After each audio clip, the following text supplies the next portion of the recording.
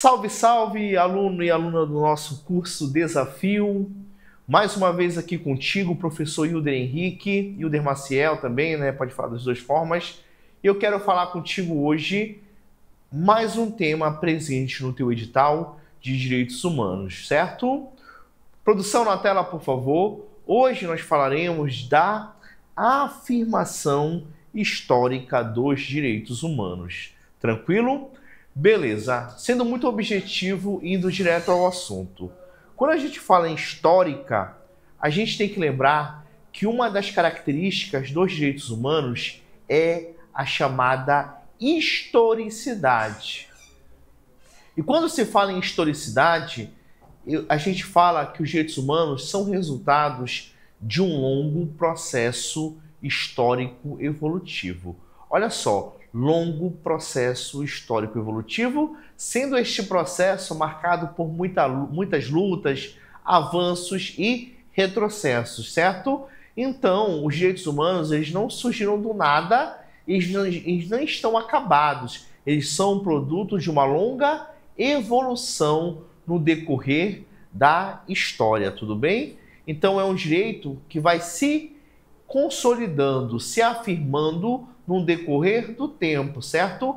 Vem promovendo uma série de avanços. E aqui no teu primeiro ponto do material, eu já te trago que o estudo da afirmação histórica dos direitos humanos remete à análise de fatos históricos, né? Vou grifar aqui para ti, fatos históricos que levaram ao surgimento de direitos e garantias protetivas à dignidade das pessoas. Fatos históricos são acontecimentos relevantes para a história, certo? Então, esses acontecimentos que foram fundamentais para a consolidação da ideia de direitos humanos. Lembrando, não é isso, que o conceito de direitos humanos está intimamente associado à ideia de reduzir o poder político do Estado. O Estado ele tem muito mais poder que o indivíduo, certo? Partindo dessa consideração, os direitos humanos são aqueles direitos que protegem, garantem a dignidade das pessoas contra o arbítrio do Estado, certo? No nosso estudo, é importante destacar, nós falaremos de grandes etapas históricas, certo? Então, nós dividiremos basicamente em 8 períodos da história em que os direitos humanos foram evoluindo, em que houve alguns acontecimentos marcantes para os direitos humanos. Tudo bem? Beleza. O primeiro período que nós faremos referência é o chamado período axial. E esse período axial, ele trata lá daquelas primeiras civilizações que se tem conhecimento da humanidade, aquelas primeiras civilizações organizadas, Historicamente, ele é compreendido entre o século 8 a.C. ao século 2 a.C., E nesse período foi o que se levou o que se trouxe, melhor dizendo, o que se levou à formação daquilo que nós chamamos de humanidade. E aí, como eu coloquei para ti, iniciou no século 8 e desde o século 8 a.C., uma série de diretrizes e ideias fundamentais que existem, que prevalecem até hoje, surgiram, tudo bem? Beleza. No século V, para destacar, nasce a filosofia. E por que a filosofia é importante? Porque, como está no teu material, ela marca uma evolução, certo? O ser humano que acreditava e associava tudo que acontecia às divindades, aos mitos, a chamada mitologia, ele muda e passa a dar valor à racionalidade, à razão, certo? Então, houve essa mudança de postura, e essa mudança de postura, que passou da mitologia para a filosofia, o homem passou a ser o centro das discussões.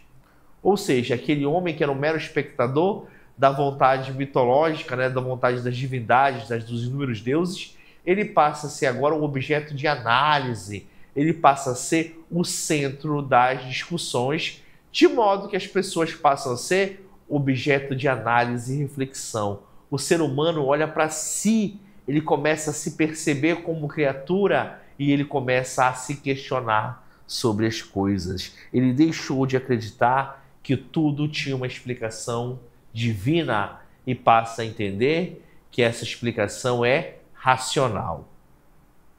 Nesse período ainda é importante se dizer, houve uma aproximação e compreensão mútua entre os diversos povos, né? É um embrião do que se chama de globalização. As pessoas começam a se juntar, a se aglomerar, a se correlacionar. Povos de culturas, de costumes, hábitos, enfim, diferentes, tudo bem? E nesse período axial, o documento que mais se destaca, né, para o nosso estudo é o chamado Código de Hammurabi, que se deu no século XVIII a.C., certo? O Código de Hammurabi, como o próprio nome indica, é um código, né, um conjunto de normas que existia naquela sociedade da antiga Mesopotâmia. Você que já estudou história antiga, não é isso? Na Idade Antiga, estudou Egito, estudou Grécia, estudou a sociedade da Mesopotâmia. Nessa sociedade surge o tal do Código de Hammurabi, que já previa direito às pessoas. Era uma proteção aos direitos das pessoas, uma proteção arcaica ainda, rudimentar, né? Até porque o Código de Hammurabi é a chamada Lei do Talião. Ela é baseada naquela ideia do olho por olho, dente por dente, né? Mas se nós levarmos em consideração o período em que o código surgiu, o desenvolvimento civilizatório da época, ele representou um grande marco, porque ele já trazia as pessoas como titulares de direito. Tudo bem, meu aluno do desafio? Está conseguindo acompanhar? Está conseguindo entender, perceber? O que a gente está falando aqui, né, exige de você uma compreensão histórica, revisitar aqueles conhecimentos que vocês atingiram no ensino fundamental, no ensino médio, né? Muita gente não lembra, mas é o que você vai precisar agora. Beleza. Primeiro período, então, eu destaco o Código de Hammurabi. No segundo período do nosso estudo da afirmação histórica, nós temos o chamado Reino Davídico, que é o reino de Davi de Israel, né? Está na Bíblia, quem já leu a Bíblia sabe do que eu estou falando, do reino de Davi. Eu vou falar da democracia em Atenas e da República Romana. A República Romana, tudo bem? Aqui houve uma evolução na compreensão desses mecanismos de limitação do poder político. Lembrando que direitos humanos sempre estão associados a reduzir o poder político do Estado. Tudo bem? Em outros tempos, os reis, os soberanos, eles criavam leis para justificar o seu poder. Mas agora isso começa a ter limitação. E essa primeira limitação sentida em a vida é aquela vida no reino de Davi. O reino de Davi deu-se do século XI ao século X a.C. e houve uma limitação por subordinação à lei divina, à vontade de Deus, né? Aquilo tudo que está lá previsto no Antigo Testamento. Se você, caso queira, se aprofundar no conhecimento da lei no Estado israelita, não é isso? Nos hebreus, entre os hebreus, que foi o período do reino de Davi, você pode consultar o Antigo Testamento da Bíblia ou a Torá, né? São livros sagrados que trazem essa ideia de subordinação da vontade do soberano, da vontade daquele que representa o Estado, à vontade de Deus. Essa vontade de Deus limita a vontade do soberano e é uma manifestação de direitos humanos, portanto, nessa compreensão. O que mais, pessoal? Temos ainda a democracia ateniense, né? A cidade-estado de Atenas desenvolveu a democracia. Demos, povo, cracia, poder, não é isso? O que vai prevalecer na cidade-estado de Atenas, opostamente a Esparta e outras cidades, é o surgimento da democracia. As pessoas, né, não todas, né, um grupo seleto de pessoas, reunia-se na Ágora, numa praça pública, para definir o futuro daquele estado, daquela cidade-estado de Atenas. Então a democracia ateniense também representou uma limitação do poder político e, por isso, é considerado um fato fundamental na afirmação dos direitos humanos. E nesse período, por último e não menos importante, nós temos a República Romana. A República vem do latim res publica, coisa pública, não é isso? E na República há uma limitação do poder político por meio de um sistema de freios e contrapesos em que um poder controla o outro, não é isso? Lembrando que uma república, normalmente nós temos os três poderes da república: legislativo, executivo e judiciário, que exercem controle mútuo, ou seja, um controlando o outro. Então, em resumo, no final do material, essas sociedades pautaram-se na limitação do poder político e também, por limitar o poder político, possuem importância na consolidação dos direitos humanos. Era o que tínhamos para falar desse segundo período. E aí, chat, dá dando para acompanhar? Eu estou um pouquinho hoje sendo mais assertivo e direto, porque eu estou traçando contigo uma linha do tempo, tudo bem? Espero estar sendo compreendido, mas a aula online tem essa vantagem de você diminuir a velocidade, de você retornar para rever, para acompanhar o que está sendo dito e falado para vocês, tudo bem? Perfeito. Andando mais um pouco na história, nós temos a Baixa Idade Média, né? Que é o nosso terceiro período aqui. Baixa Idade Média é a segunda metade da Idade Média, tudo bem? Na Alta Idade Média, que é o primeiro período da Idade Média, houve um esfacelamento do poder político, com a ideia de feudalismo. E no feudalismo, os estados, a entidade-estado, ela foi enfraquecida, né? Não havia uma organização consolidada dos estados nesse período do feudalismo. E o que vai interessar para os direitos humanos é a Baixa Idade Média, né? Na Baixa Idade Média, passou-se novamente a haver a centralização do poder político, que não havia no feudalismo, certo? E nessa época de centralização, o soberano, ele começou a concentrar muitos poderes. E aí, para ele concentrar poderes, quem se sentia desprestigiado começou a pressionar, a questionar essa concentração de poder, certo? Houve um questionamento dessa concentração de poder nas mãos de uma pessoa, do monarca, do soberano. E nesse período, né, da Baixa Idade Média, surgem dois documentos relevantes. A Declaração das Cortes de Leão, de 1188, e principalmente a mais citada nos materiais, a Magna Carta de 1215. Olha só quanto tempo faz isso, 1215. De todos esses, aquela que detém mais destaque nos nossos estudos é a Magna Carta, certo? Esses diplomas, em síntese, foram capazes de assegurar no surgimento dos direitos humanos o valor da liberdade. Meu aluno, a liberdade passou a ter especial relevância aqui, né? A ideia de liberdade, ela passa a ter especial relevância aqui nesse período da Baixa Idade Média, certo? Esse período despontou como manifestação inicial do valor liberdade. E por ser a que mais cai em provas em concurso público, por ser a mais citada em doutrinas de direito constitucional e direitos humanos, nós trouxemos aqui no teu material algumas das principais disposições dessa Magna Carta de 1215, né? Ela trouxe um catálogo de direitos individuais contra o Estado. Aqui o indivíduo passa a ter uma série de direitos ante o Estado. Ela visava proteger o baronato inglês do monarca João Sem Terra. João Sem Terra é um rei absolutista, né? Que concentrava o poder em si. O baronato, que era elite financeira, né? Compunha o parlamento britânico, eles eram contra, então visavam se autoproteger por meio dessa carta, certo? Direitos mais citados na Magna Carta: direito de ir e vir em situação de paz, É um direito que você encontra até mesmo hoje no artigo 5º da nossa Constituição Federal, né? A nossa liberdade de locomoção. O que mais? Ser julgado por seus pares. É um prenúncio do Tribunal do Júri. Acesso à justiça.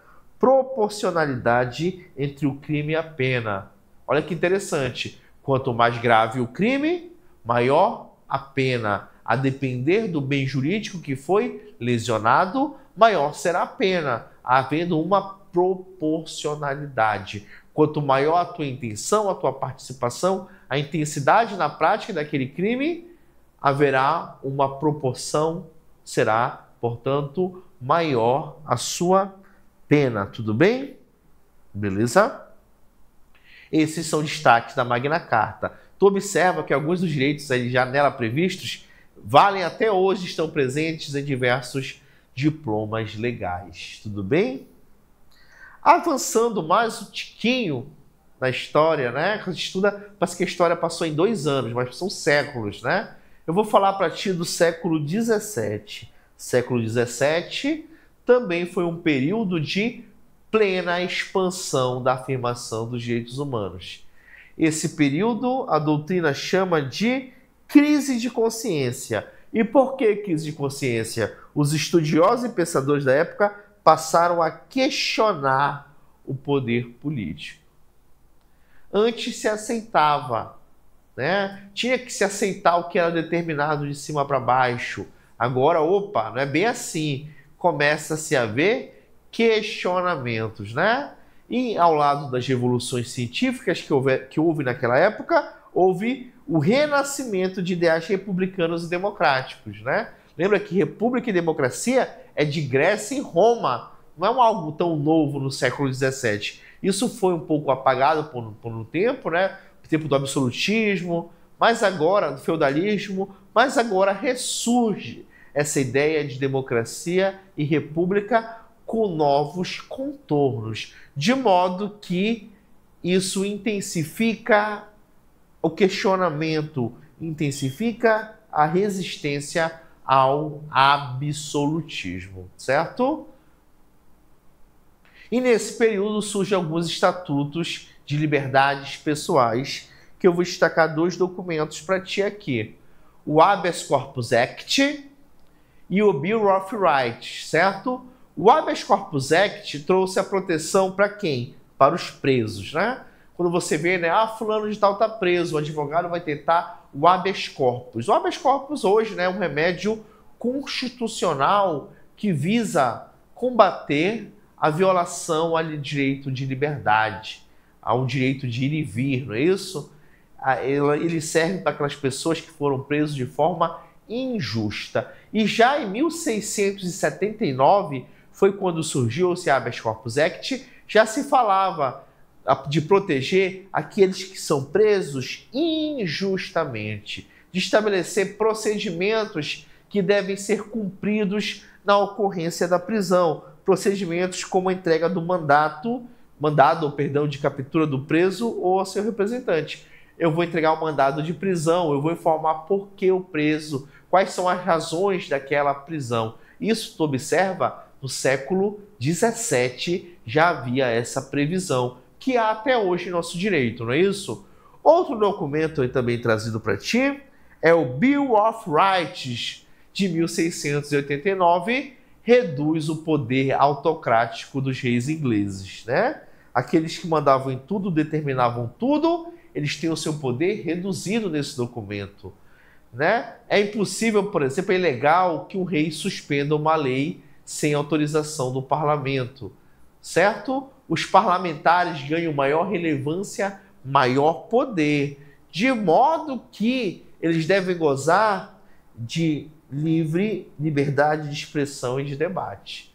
Se tu trouxer hoje para a nossa realidade atual e ler o artigo 53 da Constituição Federal, você vê a chamada imunidade parlamentar, que nada mais é do que esse instituto que já havia no século XVII, não é isso? Os parlamentares são isentos de serem responsabilizados civil e penalmente por suas palavras, opiniões e votos.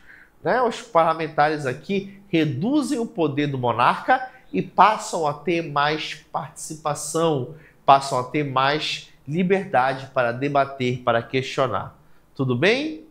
Nesse período, né, como já falei, despontou o Estatuto das Liberdades Pessoais, guardando íntima relação com a temática direitos humanos. Aí são mais documentos que foram fundamentais nessa afirmação dos direitos humanos, não é isso?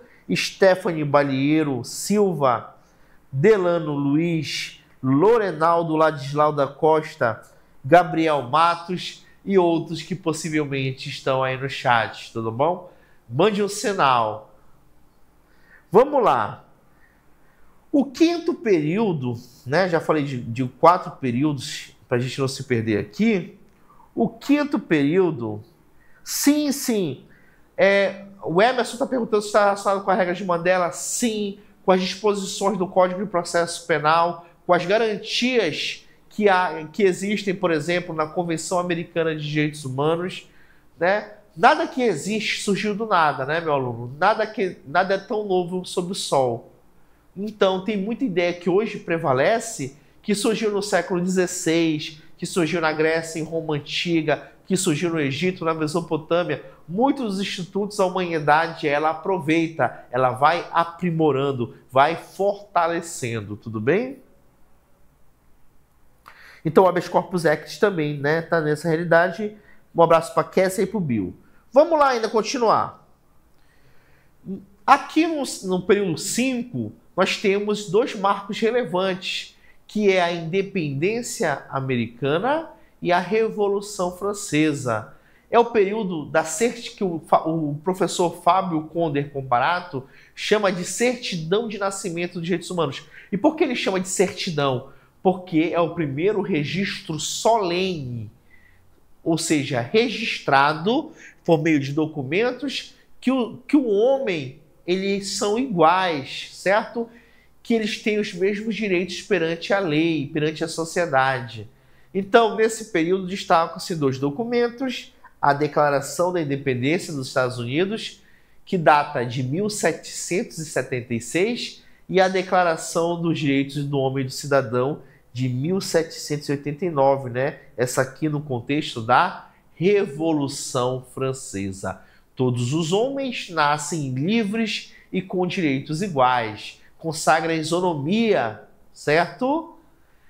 Certo? Esse período remarca o ressurgimento da democracia. Lembrando que democracia não é de hoje, né? Surgiu na Grécia, em Atenas. Então aqui há um ressurgimento da democracia e objetivou o quê? A defesa da classe burguesa.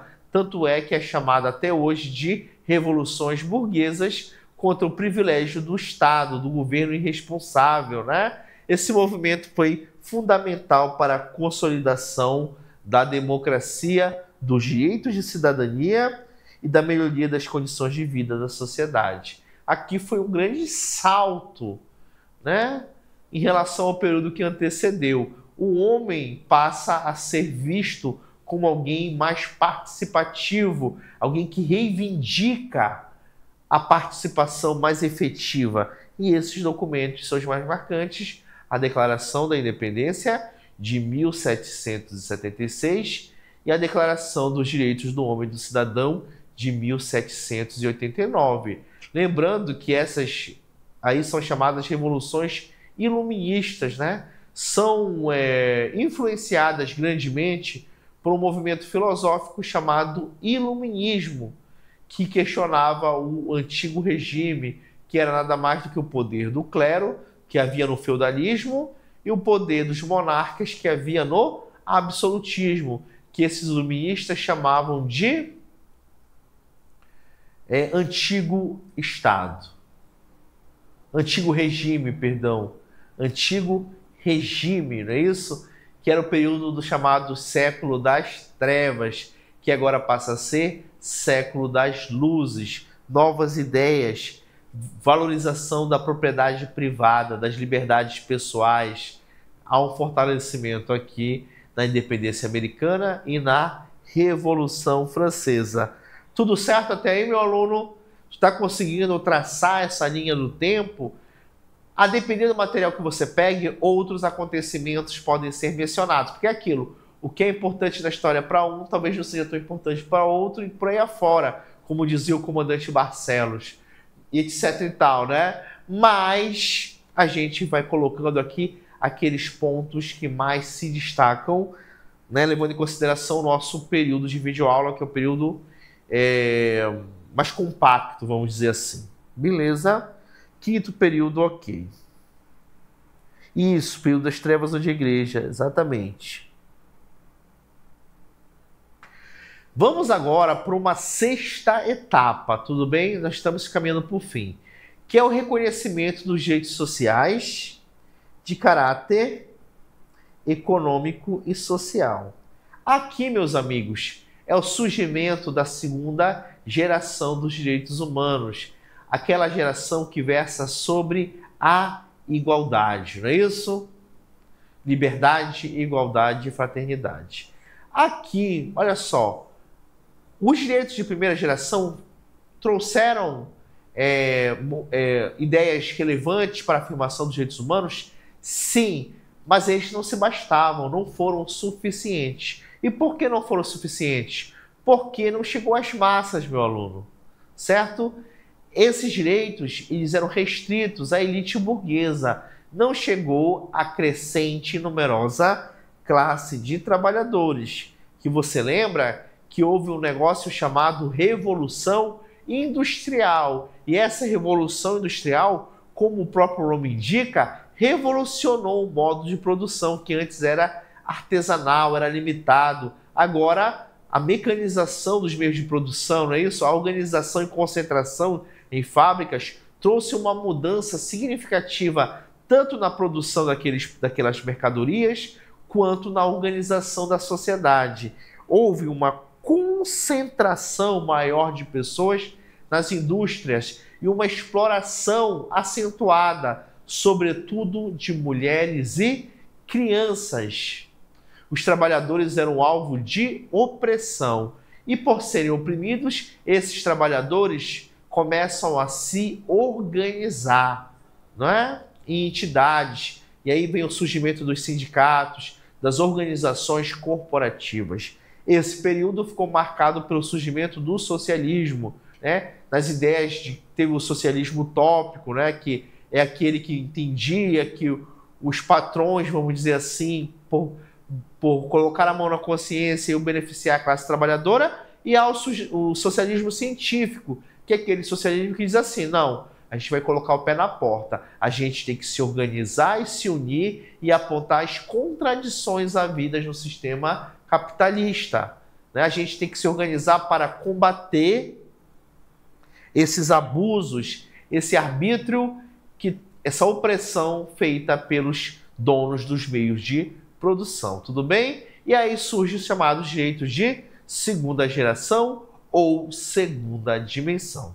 Em resumo, né, decorrente da opressão da classe trabalhadora, o socialismo viabilizou o reconhecimento de direitos econômicos e sociais como direitos humanos, direito à saúde, à educação, aquilo que o Estado deve prover ao indivíduo, surge aqui nessa fase. A nossa sétima fase é a primeira fase da internacionalização dos direitos humanos. Como assim, meu aluno? Internacionalização. Ele passa a ter uma dimensão internacional. Dito em outras palavras, ele começa a ultrapassar fronteiras, tudo bem? E aqui ele remonta do século XIX, do início do século XIX, e perdura até o final da Segunda Guerra Mundial. 3 destaques nesse período, tudo bem? O surgimento do direito humanitário. O humanitário é aquele direito que previa proteger, garantir direitos mínimos de dignidade àqueles soldados, aquelas pessoas envolvidas na guerra, né? Aqueles soldados que eram capturados, que eram feitos prisioneiros, certo? Aqueles soldados, por exemplo, que estavam com um estado de saúde delicado. Foi nesse período, inclusive, que surge a chamada Cruz Vermelha, que é uma instituição que atua, né, em áreas de conflito, sobretudo para prestar socorro às vítimas dessa guerra. Então aqui tem o destaque o direito humanitário. Além disso, a luta contra a escravidão.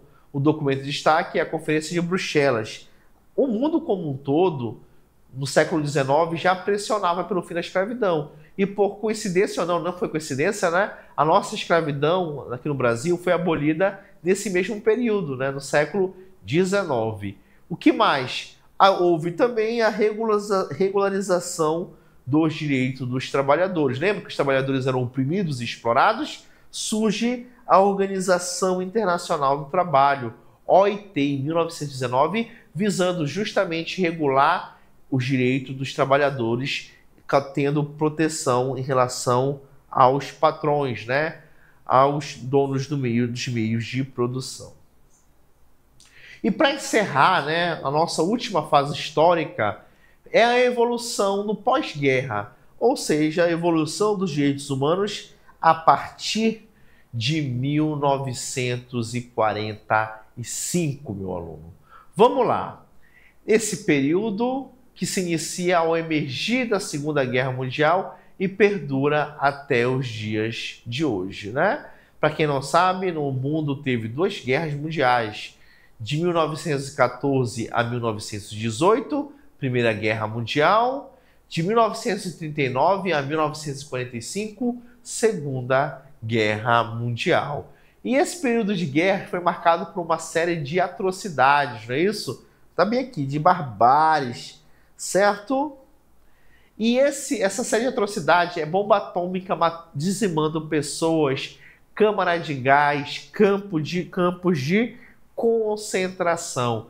A tragédia humanitária que é uma guerra de dimensão mundial. É aquela tragédia toda, né?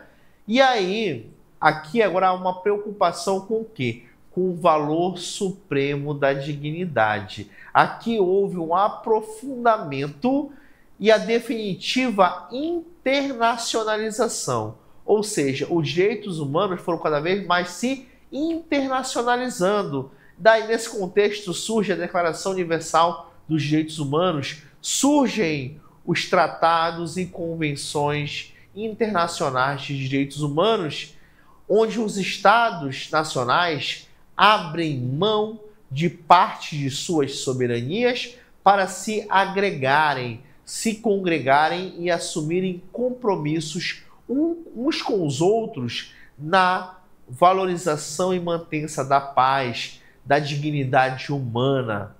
Nesse contexto surgem todos aqueles tratados e convenções internacionais que constam no teu edital, meu aluno do desafio. Tudo bem? Então, o que marca efetivamente essa segunda fase nada mais é do que a internacionalização dos direitos humanos, o seu aprofundamento, uma maior valorização, tudo em razão das atrocidades e barbáries que ocorreram nas guerras, com destaque a Segunda Guerra Mundial, né? Que são aquelas mais recentes, né? Nazifascismo, câmara de gás, campos de concentração, genocídios, etnocídios e por aí afora, ainda citando o nosso comandante Aníbal Barcelos. Tranquilo, meu aluno? Era isso. Esse assunto é um tema um pouco teórico, um pouco chatinho, mas a gente tenta da melhor forma passar isso para você, tudo bem? No mais, um forte abraço. Daqui a pouco a gente retorna com noções de direito, certo? Focado em direito constitucional. Um forte abraço do professor Hildo. Até daqui a pouco.